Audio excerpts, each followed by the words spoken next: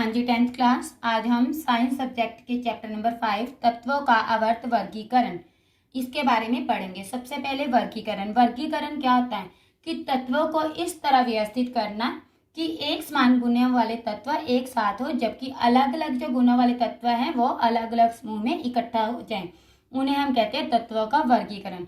जैसे देखो बच्चे, हम दवाइयों की शॉप पे जाते हैं, मेडिसिन की शॉप पे जाते हैं, तो वहाँ पे जब हम अपनी मेडिसिन वाली स्लिप देखते हैं तो वो पर्सन क्या करता है, उसी वाले कॉर्नर में जाता है जहाँ पे वो मेडिसिन जो पड़ी होती है, और वो हमें जस्ट 2 या 5 मिनट में हमें मेडिसिन इकट्ठी करके दे देता है। किस लिए कर देता है? क्योंकि उसने मेडिसिन को इस प्रकार अरेंज किया होता है ताकि उसे मेडिसिन ढूंढने में बिल्कुल भी दिक्कत ना हो।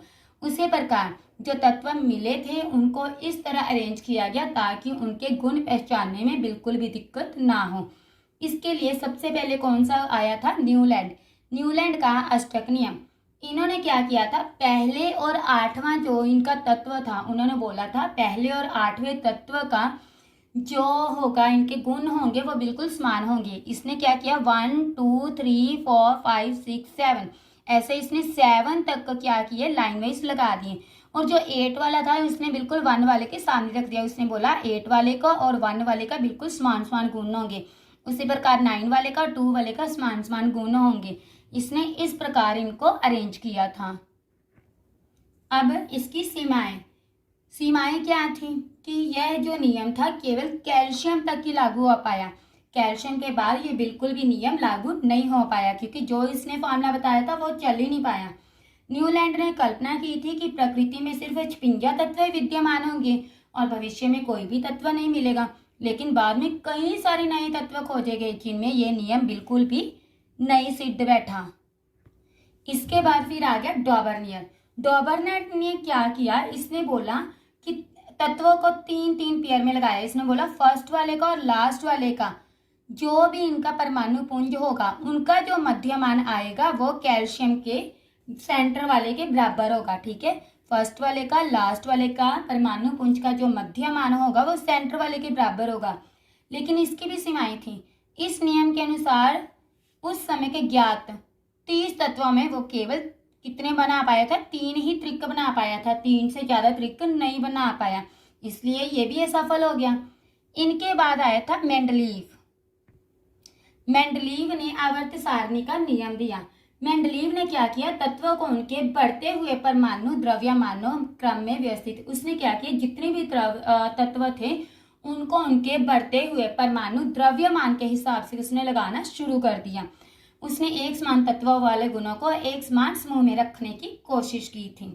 अब इसके बाद एक आधुनिक आवर्त सारणी नियम बनाया गया कि इसी को आगे थोड़ा सा मॉड्यूलेट कर दिया गया, थोड़ा सा इसको क्या कर दिया गया, ठीक ढंग से किया गया।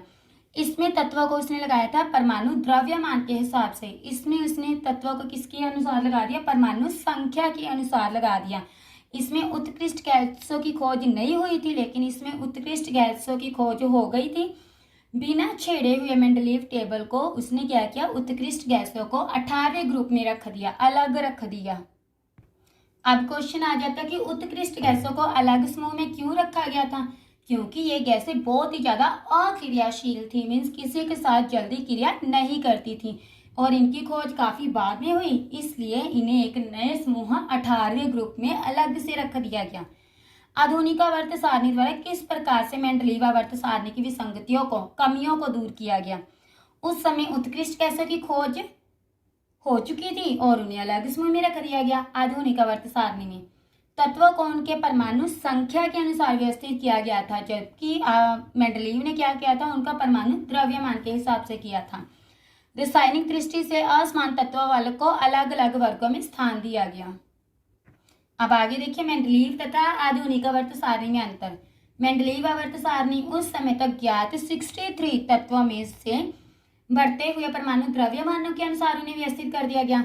अब आधुनिक में कितने मिले थे हमें? 118 तत्व मिले थे। उनको उनके परमाणु संख्या के अनुसार उनको व्यवस्थित किया गया। इसमें 8 वर्ग थे, जबकि इसमें 18 वर्ग और 7 पीरियड थे। उत्कृष्ट गैसों की खोज तब तक नहीं हुई थी, लेकिन इसमें उत्कृष्ट गैसों की खोज हो गई थी और इन्हें 18वें स्थान दे दिया गया।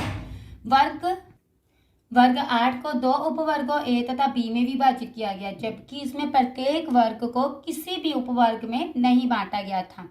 अब ये तो होगी इनकी असमानताएं, इनमें कुछ समानताएं भी थी। वो क्या थी? दोनों में तत्व का वर्गों में व्यवस्थित किया गया, दोनों में समान तत्वों के समान वर्गों में रखा गया था, और दोनों के वर्गीकरण से तत्वों की जो पहचान थी वो आसान हो गई। आगे देखिए, किस तत्व का इलेक्ट्रॉनिक विन्यास 287 है, इसकी परमाणु संख्या क्या होगी, और यह रासायनिक तौर पर निम्न में से किसके समान हो गया? परमाणु संख्या 2 + 8 + 7 कितनी होगी मेरे पास? 17। 17 नंबर पे कौन आता है? क्लोरीन। इसका सिंबल क्या हो गया? Cl। यह रासायनिक तौर पर फ्लोरीन के समान होगा। क्यों? क्योंकि फ्लोरीन के लास्ट कोश में कितने? 7 इलेक्ट्रॉन, और उसके भी लास्ट कोश में कितने थे? 7 इलेक्ट्रॉन, इसलिए ये उसके समान होगा। आगे, नाइट्रोजन और फॉस्फोरस ग्रुप 15 से बिलोंग करते हैं, इनका इलेक्ट्रॉनिक विन्यास लिखें। देखिए ग्रुप 15 कैसे हो गया इसका? नाइट्रोजन कितना हो गया? 7, 2 और 5, फॉस्फोरस कितना हो गया? 15, 2, 8, 5। नाइट्रोजन जो होगा अधिक ऋणात्मक विद्युत होगा। क्यों? क्योंकि इसके दो कोश हैं, और दो कोश जो होते हैं परमाणु की नाभि के ज्यादा पास होते हैं और ज्यादा आकर्षित होते हैं। आगे, किस तत्व के दो कोश है दोनों ही पूर्ण होंगे? देखिए कोश ऐसे होते हैं, जैसे पहले कोश में 2 ही इलेक्ट्रॉन होंगे, 2 से ज्यादा नहीं ले सकते। दूसरे कोश में 8, तीसरे में भी 8, चौथे में 18, इससे ज्यादा हम इलेक्ट्रॉन किसी कोश में नहीं भर सकते। अब उसने बोला किस तत्व के दो कोश है दोनों ही पूर्ण हैं। दो कोश पहले में 2 हो गए और दूसरे में कितने हो गए? 8 इलेक्ट्रॉन। 2 + 8 कितने हो गए? 10 इलेक्ट्रॉन। 10वें नंबर पे कौन आता है? नियॉन। किस कहता है तत्व में 3 कोश है और बाहरी कोश में 4 इलेक्ट्रॉन हो? देखिए 3 कोश मीन्स मैंने 3 सर्कल लगा लिए, 1, 2, 3। पहले सर्कल में 2 है, दूसरे में 8 है, तीसरे में 4 है। 2 + 8 + 4 कितने हो गए? 14। लास्ट वाले में मैंने 4 क्यों लिए? क्योंकि इसने बोला है कि बाहर वाले शेल में कितने हैं? 4 इलेक्ट्रॉन। 14 नंबर पे कौन आता है? सिलिकॉन। 2 कोश और बाहरी कोश में 3 इलेक्ट्रॉन, 2 है, 1 और 2, 2 सर्कल लगाए। पहले कोश में कितने? 2, और बाहर वाले कोश में कितने? 3। 2 + 3 कितने हो गए? 5। 5 पे कौन आता है? बोरॉन। दूसरे कोश में पहले कोश से 2 गुना इलेक्ट्रॉन है। यदि पहले कोश में 2 है तो दूसरे कोश में कितने हो गए? 4। 2 + 4 कितने हो गए? 6। 6 नंबर पे कौन आता है? कार्बन। अब आगे देखिए, आपको कुछ होमवर्क दिया गया है जो आपने करके मेरे नंबर पे सेंड करना है।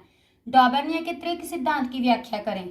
न्यूलैंड के अष्टक सिद्धांत क्या था? सल्फर और पोटाशियम ग्रुप से संबंध रखता है, इनका इलेक्ट्रॉनिक विन्यास भी बताएं। किस ग्रुप से संबंध रखता है? सल्फर का एटॉमिक नंबर होता है कितना होगा हमारे पास? 16। पोटाशियम का कितना होगा? 19।